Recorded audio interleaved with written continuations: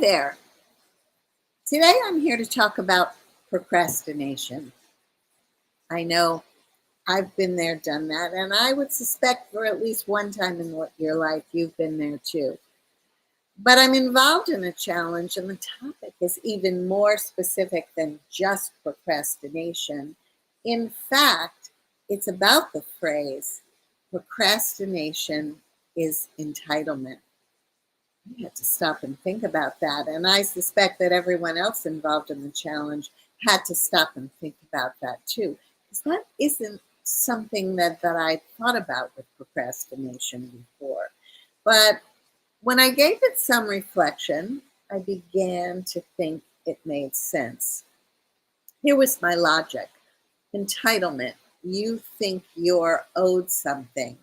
And when you feel entitled, it's kind of a self catering kind of thing.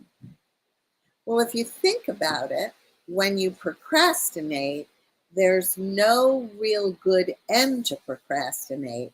And because you cater to yourself by giving yourself more time, you've potentially compromised a result for someone else or a result for yourself.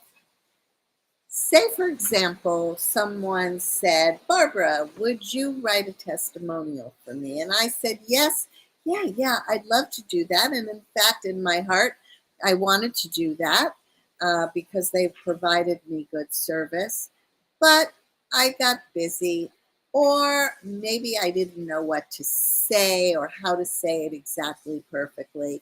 And so I kept putting that off. And that would deprive the other person of having a quality testimonial in their branding and marketing toolkit.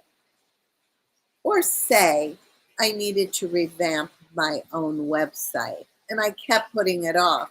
And again, because could I find the perfect words to describe myself and how I help people?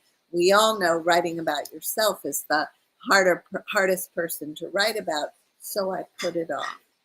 Once again, I compromised my branding and marketing toolkit because I didn't get the appropriate message out to the appropriate audience in a timely fashion. You really go deep on procrastination.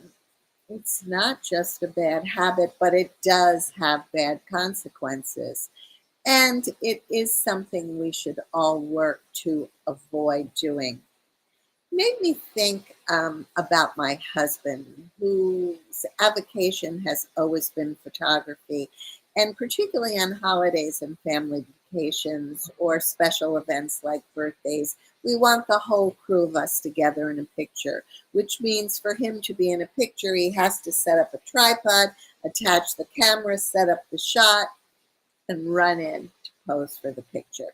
And that is exactly what he does. He takes out his tripod, he puts the camera, or these days the iPhone, in it. He looks, he sort of positions us and we practice, and he sets up the shot. And when he gets it as perfect as possible, he says ready, and he runs into the picture.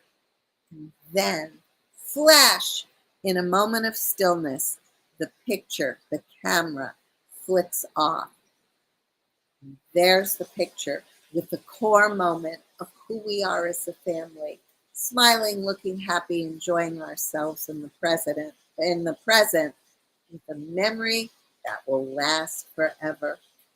If you think about it, it's the same thing about a website or any marketing content.